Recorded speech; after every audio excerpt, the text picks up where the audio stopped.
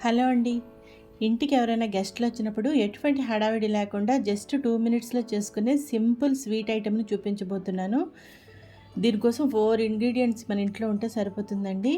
ముందుగా ఒక పాన్ పెట్టుకొని, ఒక స్పూను నెయ్యిని వేసుకొని, అందులో కొంచెం డ్రై ఫ్రూట్స్ వేపుకొని పక్కన పెట్టుకోవాలి. తర్వాత అదే పాన్‌లో కొంచెం ఎండు కొబ్బరి 1 కప్పు వేసుకోవాలన్నమాట. ఇది మన ఇంట్లోనే ప్రిపేర్ చేసుకోవచ్చు. ఎండు కొబ్బరిని చిన్న చిన్న ముక్కలుగా కట్ చేసి మిక్సీ జార్లో వేసుకుంటే ఈ పొడి రెడీ అయిపోతుంది. లేకపోతే అది షాప్లో కూడా రెడీమేడ్గా అమ్ముతారనమాట. అది కూడా కొంచెం ఫ్రై చేసి ఒక పావు కప్పు మిల్క్ మేడ్ వేసుకోవాలి. వేసుకొని ఇలాగ చిన్న చిన్న లడ్డూలా ప్రిపేర్ చేసుకోవాలి. ఆ డ్రై ఫ్రూట్స్ కూడా ఇందులో వేసేసుకోవాలన్నమాట. తర్వాత ఇంకొంచెం కొబ్బరి పొడితో దాన్ని డస్ట్ చేసుకోవడమేనండి.